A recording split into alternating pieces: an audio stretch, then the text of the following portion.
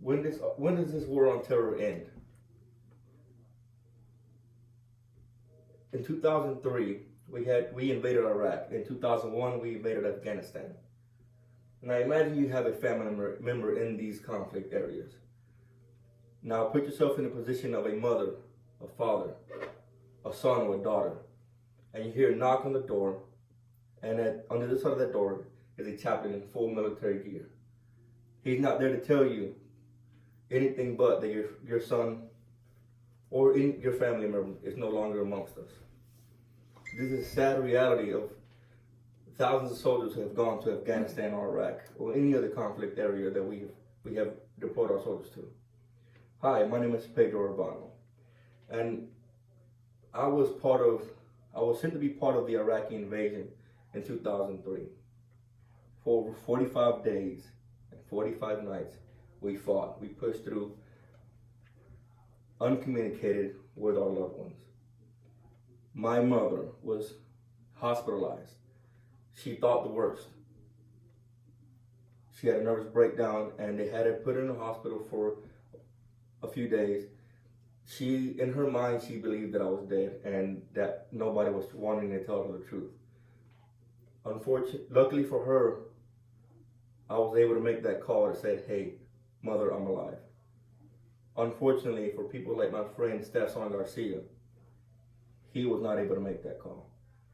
His family received a chaplain at the door with a knock and said, "Hey, your husband, your father is no longer with us."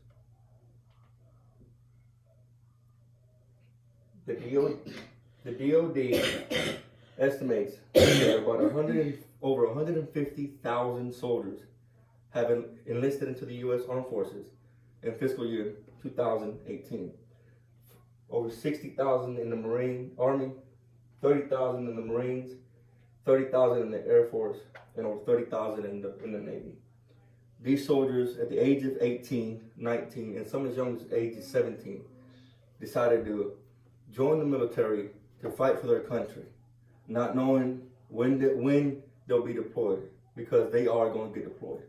It's not a matter of if, it's just a matter of when. Currently, we have 5,200 people fighting in Iraq and over 14,000 fighting in Afghanistan. A lot of these soldiers we go where they tell us to. Our president gives us an order, and as our commander-in-chief, we obey. We don't have a say in that matter. We go where he commands. Some of these soldiers will not come back. Some of these soldiers will leave behind fathers, children, orphaned, and it's just how we live every day, no matter where we go. Well, since the invasion started, we have lost thousands and thousands of soldiers since 2001 and 2003. As a soldier myself, and as somebody who has seen firsthand the cost of these drawn-out wars, I urge my congressmen, I urge my senators, and I urge my Republicans and our commander-in-chief to bring back our soldiers. Bring them home to their families so that their children are not raised without a father. So that a mother doesn't have to bury her son. Personally, this is not just a topic for me, this is my life.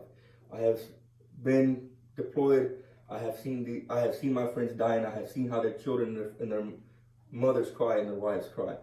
And nothing is harder than telling a loved one, "I'm sorry for your loss," for a senseless battle. That's why I stand here urging all of my leaders, my elected leaders, to bring my friends back, to bring our soldiers back, to find a peaceful resolution to this long, drawn-out war that has no purpose. We've been fighting for over 18 years now. That's almost 2 decades. To no end. Every year a new faction comes up. Every year, every so often a new group comes up. When does it end? When do we say enough is enough? When do we stop putting our soldiers in this harm's way? Again, I urge my leaders to please bring my friends back. Not just to save an economy, but to save a life. One soldier dead is too many. Thousands is just horrific. I thank you guys for your time, and thank you for listening to my plea. And that hope that one day we all come home safe, and not they send a military chaplain to one more soldier's house saying, hey, I'm sorry for your loss, and I'm sorry that your son or your daughter or your mother or father are not here. Thank you guys, and you have a good afternoon. Thank you.